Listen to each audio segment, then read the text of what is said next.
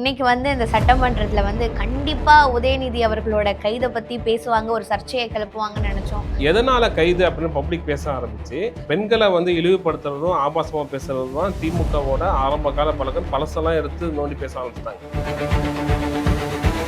ஸ்டாலின் திமுக தலைவரான ஸ்டாலின் அவர்களோ இந்த கனிமொழி அவர்களோ ரெண்டு பேருமே பயங்கர அப்செட் இதுல. அவர் விஜய் அப்படிங்கிற பேரை கூட சொல்லிருக்க மாட்டார், முதல்வரோட பெயரை கூட சொல்லிருக்க மாட்டார். ஏன்னா முதல்வர் மேல அவ்வளவு ஒரு வன்மம் அவருக்கு. கட்சியில இருக்க முன்னாடி கூட திரும்பவும் என்னன்னா பர்சனல் தான் பிடிச்சி இருக்கிற எனக்கு குடும்பம் இருக்கு. சிஎம் விஜய் அவர்கள் இறங்கி போய் வணக்கம் வைக்கிறாரு, ஆனாலும் அவர் அதை கண்டுக்க மாட்டேங்கிறாரு. அப்படிங்கும்போது விஜய் அவர்கள் சிஎம் ஆனதை உதயநிதி அவர்களால அக்செப்ட் பண்ணிக்க முடியல. எதுக்கு அனைத்து கட்சி கூட்டத்தை கூட்ட மாட்டீங்க? அதாவது அனைத்து கட்சி கூட்டம் அப்படிங்கிறது ஒரு கண் துடைப்புக்காக நடத்துறதுங்கிறது கடந்த காலங்களே தெரியும். கிட்டத்தட்ட பிஜேபி கிட்ட இருந்து வந்த பிரஷர்னால தான் அனைத்து கட்சி எம்பி கூட்டத்தை புறக்கணிக்கணும். உதயநிதி அவர்கள்ட்ட கேட்கும் போதே அவர் மலுப்பிட்டு நழுவி தான் போயிருக்காரு. சட்டசபையில நிறைவேற்றக்கூடிய ஒரு தீர்மானத்துக்கு இருக்கிற பவர் அனைத்து கட்சி கூட்டத்துக்கு இருக்கா? இப்போ விஜய் சார் போகணும்னு பிளான் பண்ணார், கர்நாடகா பிளான் பண்ணார். நான் அவமானப்பட்டாலும் பரவாயில்ல அப்படின்ட்டு பகை நாடுகளை பேசி தீர்க்க பார்க்குறாங்க. பக்கத்து மாநிலத்தோட பேசி பார்த்தா என்னன்னு நினைச்சேன். தமிழ்நாட்டுக்கு முதல் முறையாக தீர்வை நோக்கி நகர்கிற ஒரு சிஎம் கிடைச்சிருக்காரு.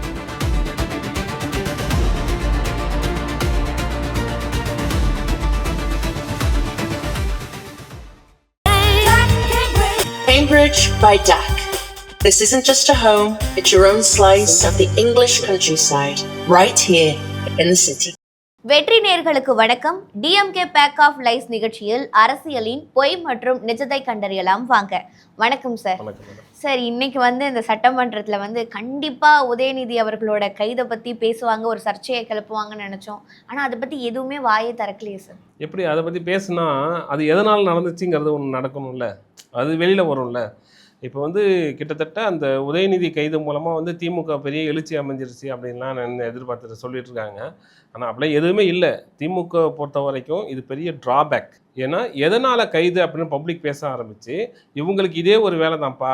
பெண்களை இழிவுபடுத்துறதும் ஆபாசமாக பேசுறதும் தான் திமுகவோட ஆரம்ப கால பழக்கம். பழசெல்லாம் எடுத்து நோண்டி பேச ஆரம்பிச்சிட்டாங்க. இப்போ டிவிகேல உள்ளவங்க பழசை பற்றி பேசவே இல்லை, மக்கள் பேசிக்கிறாங்க. இப்போ இவங்களுக்கு இதே ஒரு வேலை, எப்போ பார்த்தாலும் பெண்களை இழிவுபடுத்துறது தான் வேலை அப்படின்ட்டு. இன்னும் சொல்லப்போனால் அன்று ஸ்டாலின் பயங்கர அப்செட்டு. ஸ்டாலின் திமுக தலைவரான ஸ்டாலின் அவர்களோ இந்த கனிமொழி அவர்களோ ரெண்டு பேருமே பயங்கர அப்செட் இதில். ஏன்னா இப்படி ஒரு கேஸ் வாங்கணுமா? உதயநிதி போய் பேசி தான் ஒரு கேஸ் வாங்கணுமா? ஒரு போராட்டத்தில் போய் கலந்துக்கிட்டு விவசாயிகளுக்காக போய் குரல் கொடுத்தாரு. இது திசை மாற்றி வேற எங்கேயோ கொண்டு போகலான்னு பார்த்தாரு. அவர் பேசும்போது கூட நீங்கள் அந்த பேட்டி கொடுத்ததில் கூட நீங்கள் பார்த்தீங்கன்னா எந்த இடத்துலையுமே அவர் விஜய் அப்படிங்கிற பேரை கூட சொல்லியிருக்க மாட்டார், முதல்வரோட பெயரை கூட சொல்லியிருக்க மாட்டார். ஏன்னா முதல்வர் மேலே அவ்வளோ ஒரு வன்மம் அவருக்கு. அந்த வன்மம் அவரோட உடல் மொழி, அவரோட மேடை பேச்சிலேருந்து ஆரம்பிச்சு ஒவ்வொரு விஷயத்திலையும் வெளிப்பட்டுக்கிட்டே இருக்கு. அன்னைக்கு பார்த்தீங்கன்னா வெளியில வரவர் செங்கிப்பட்டி கவனத்தில் வெளில வராங்க, கட்சியினர் இருக்காங்க. கட்சியினருக்கு முன்னாடி கூட திரும்பவும் என்னன்னா பர்சனல் தான் பிடிச்சி இருக்கிற எனக்கு குடும்பம் இருக்கு அப்படிங்கிற ரீதியில் தான் பேசுறாரு தவிர இன்னமும் கூட தமிழ்நாட்டு மக்களுக்காக என்ன பண்ணணும், ஒரு ஆக்கப்பூர்வமாக எதிர்கட்சியாக செயல்படணுங்கிற எண்ணம் ஒரு சின்ன துளி கூட அவங்ககிட்ட இல்லவே இல்லை. திரும்ப திரும்ப இதை இந்த 2 நாளாக பார்த்துட்டு தானே இருக்கோம். சிஎம் விஜய் அவர்கள் இறங்கி போய் வணக்கம் வைக்கிறாரு, ஆனாலும் அவர் அதை கண்டுக்க மாட்டேங்கிறாரு. அப்படிங்கும்போது எவ்வளோ ஒரு வன்மம் விஜய் அவர்கள் மேலே அவருக்கு இருக்கு. அவரால் அதை அக்செப்ட் பண்ணிக்க முடியலை. ஆரம்பத்துலேருந்து என்ன சொல்லிட்டு இருக்காங்கன்னா விஜய் அவர்கள் சிஎம் ஆனதை உதயநிதி அவர்களால் அக்செப்ட் பண்ணிக்க முடியலை அப்படின்னு தான்.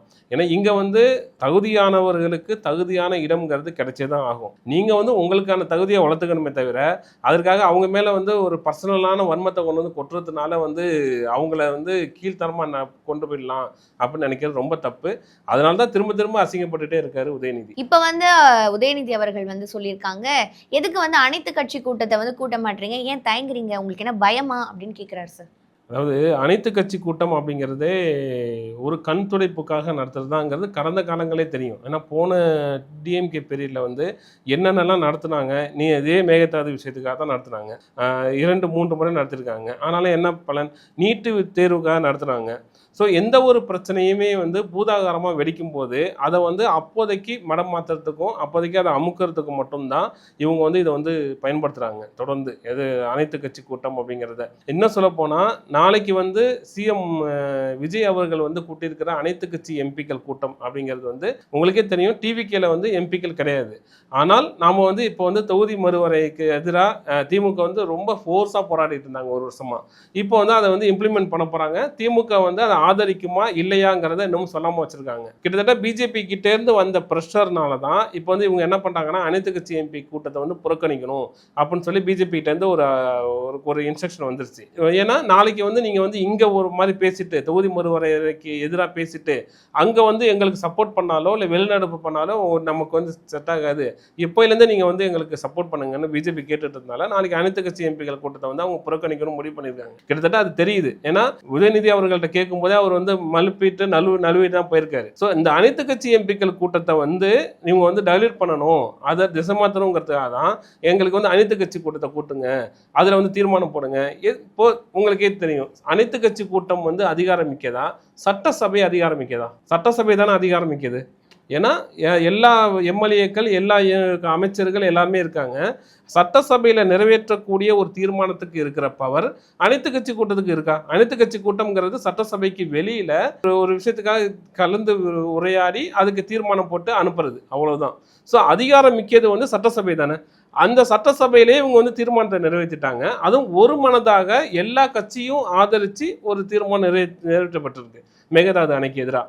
ஆனாலும் கூட இவங்க வந்து திரும்பவும் இந்த அனைத்து கட்சி எம்பிக்கள் கூட்டத்தையும் தொகுதி மறுவரையறை விஷயத்தையும் எல்லாத்தையுமே திசை மாற்றுறதுக்காக எங்களுக்கு வந்து அனைத்து கட்சி கூட்டத்தை கூட்டுங்க அப்படின்னு கேட்டுருக்காங்க. அவங்க சொல்றது அதுதானே. கவர்மெண்ட் என்ன சொல்லுது, நாம சட்டசபையிலே அந்த தீர்மானத்தை நிறைவேற்றி நம்ம வந்து அனுப்பிட்டோம். அப்படி இருக்கும்போது இப்போ வந்து விஜய் சார் வந்து போகணும்னு பிளான் பண்ணார், கர்நாடகா பிளான் பண்ணார்.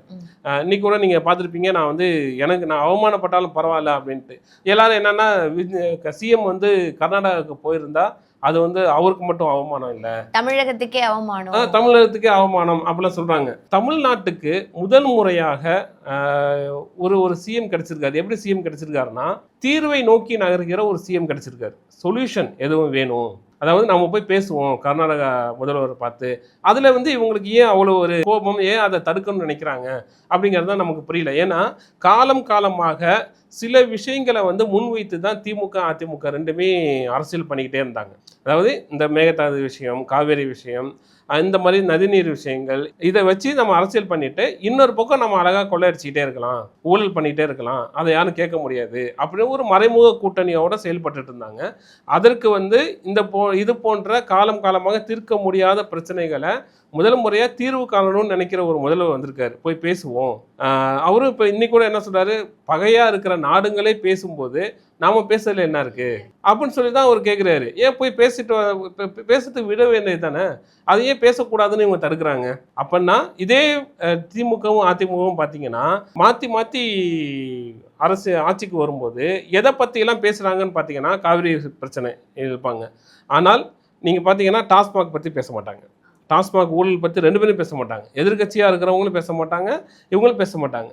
ஏன்னா அது எல்லாத்துலேயுமே ஒரு டைப்பில் ஓடிக்கிட்டே இருந்துச்சு இத்தனை வருஷமாக அதிமுக திமுக ரெண்டு கட்சியுமே. ஆனால் ரெண்டுக்கும் போட்டியாக ஒருத்தவங்க வந்து ஒரு தூய்மையான ஒரு ஆட்சியை கொடுக்கணுங்கிறதுனால அவங்களால அதை அக்செப்ட் பண்ணிக்க முடியல.